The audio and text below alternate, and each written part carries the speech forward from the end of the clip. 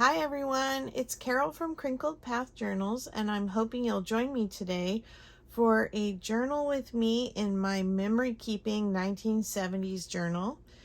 It's getting full and it's very gator mouthed, and so I don't know how many more pages I'm going to be able to actually finish in this, but I will do a double page spread today, and then I'll at least have this page and this page to finish, and I may just go ahead and remove this one because it already doesn't want to close.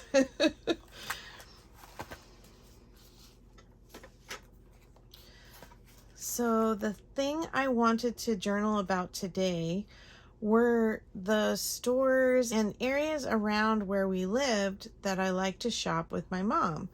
And so I pulled a bunch of ephemera to help me with the memory keeping part. And then I'm hoping to be able to add my journaling into this old needle book that the needles have been removed from.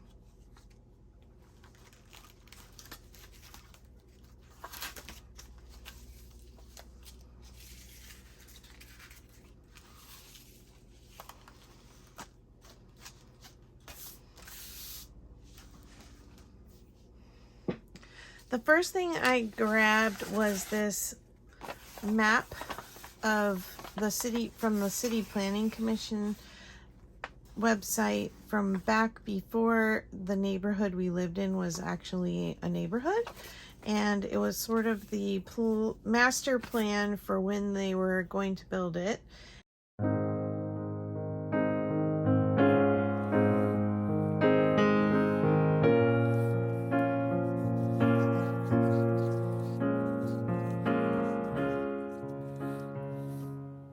I just really liked that it's a piece of history and a great background. Kind of this blueprint looking thing. And I grabbed this little guy because we're mostly about shopping today.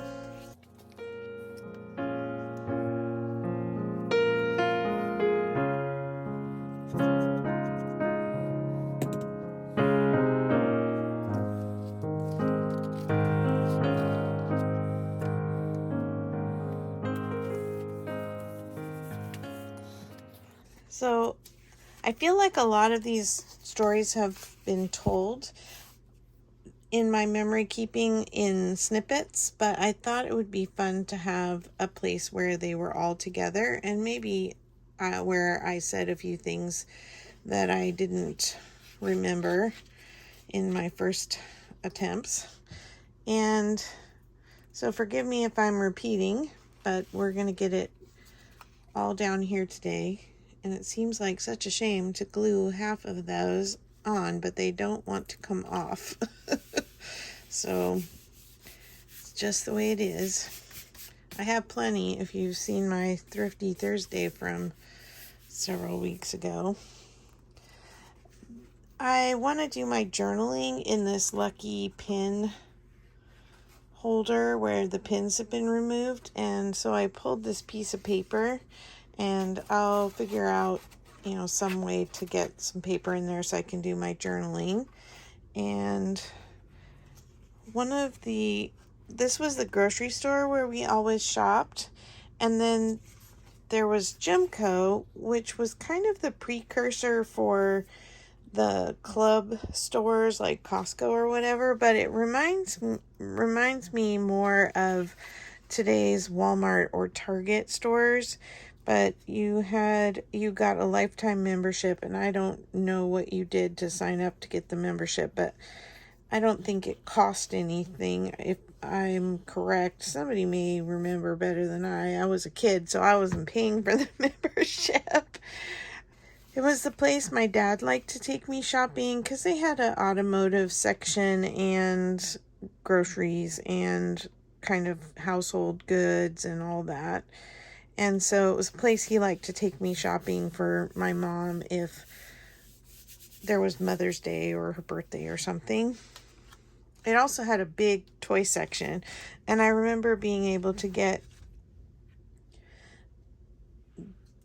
knockoff Barbies very cheap there, and so it was all about how many Barbies you had, not whether they were actually Barbie brand. And so I would spend money if I got birthday money or whatever on cheaper Barbies just so I could have a few more.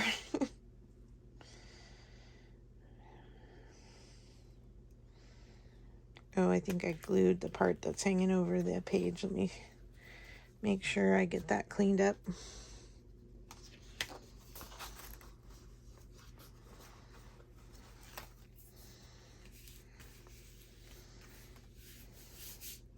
The other place we shopped, but you didn't dare to tell people except your closest friends who you trusted to be confidants, was Kmart.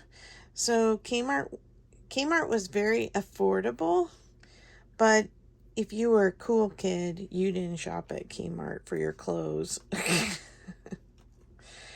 But my best friend and I both came from very frugal families, and I remember we made up a song about how smart it was to shop at Kmart.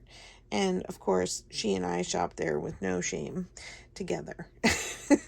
Another fun place that I liked to shop was Wishing Well. It had party supplies and holiday decorations and lots of craft supplies, and it was very, very affordable. And so when you wanted to make some crafty thing, that's where you would go. And that store was still around when my kids were little in the early 2000s, and I used to be able to get little toys and things for them there. The local theater had been a Century Dome theater, and at some point I remember it being a very big deal that the Sayufi Entertainment Company bought it out and upgraded it. And I have a ticket from when we had gone to a movie when it was a Sayufi theater.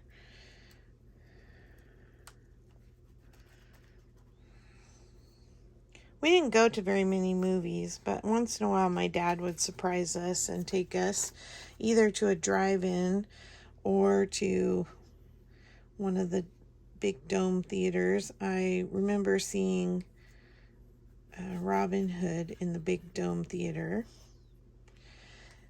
Then another crafty place I liked to shop was Beverly's Fabrics. I could sit for hours and pore over the pictures of the things you could sew in the sewing pattern books. And they had a button bin where you could buy buttons by the ounce. And so I would very carefully wade through and pick the buttons that were my most favorite and buy 10 or something, which would be a couple ounces. So very affordably. Another place that I shopped with my mom was this fruit stand. It was actually my sister's mother-in-law, ended up being her mother-in-law, owned it, and it was called The Farmer's Wife, and they sold fresh produce all summer long and a little bit into fall, and they opened late spring.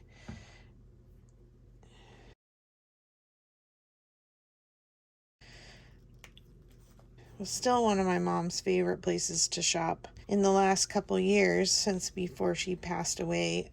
Even during COVID, I had to take her when we'd go home to her house to get things. We had to go by the fruit stand so that she could say hi to her buddies who have since taken over running the fruit stand since my sister's in-laws have passed away. The last store that I want to mention, I'm putting this little baby cow here because it doesn't have anything to do with Gemco, but I'm thinking about where I want to put it. Maybe I'll put it here. So we had a dairy in Foothill Farms that was a drive-through dairy. And so you'd stay in your car and you'd drive up and you'd get just your milk, eggs, cheese, ice cream, popsicles was a big fan favorite for me to go there.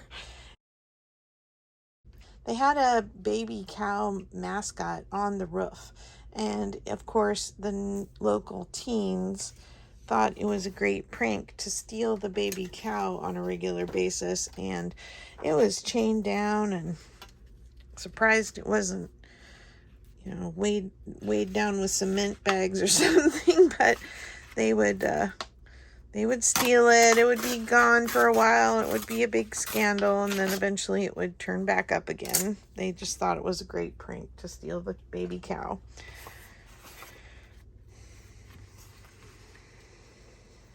Trying to see how I want to do this.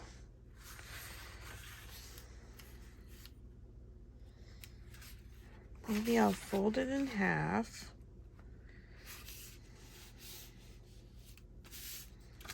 I'll take a little bit off the ends.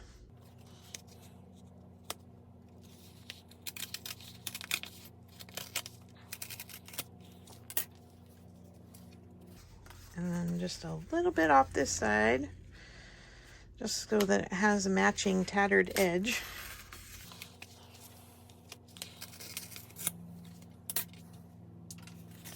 So I really had spent some time this morning thinking about the number of stores that or entertainment kind of places we had near us, and we really didn't have that many. And if you drove much further, 20 minutes or so far, there was a mall, and there were lots more stores, but just within a few blocks of us were all of these things. I honestly think I could have ridden my bike to almost any of these. Maybe not Beverly's. It was a ways down a very busy street. So my parents would only let us go to the nearest stoplight, and you couldn't go much beyond that. There was a back way to get to Gemco so that you could stay on suburban housing streets and not go on busy streets. Lucky, we went all the time on our bikes to Lucky with our change in our pocket to get candy or gum or whatever. And the movie theater really was probably within biking distance too. It was just past where our swimming club was, which I did a whole page about that Cabana Club.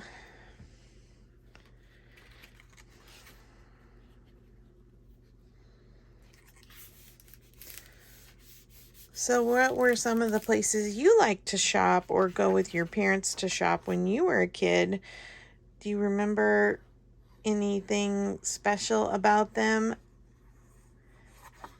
I'd love to hear your stories in the comments.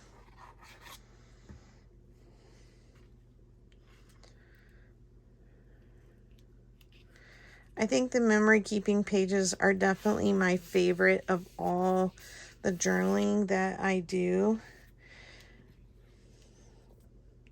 But of course, they are the hardest to get ephemera. I feel like I have to work harder to find things that actually tie back to things, because I don't have a lot of pictures from this era of my life, at least not many that I took. I did have that little 110 camera, but I know a lot of those pictures have just disappeared over the years, and so it's really fun to have ephemera that reminds me of my memories. And I thank you for listening to my stories and for sharing your own, because your stories really matter, and where we come from, and being able to remember the good things and process the negative things and get healed so we remember more good things is so much a part of what I started journaling for.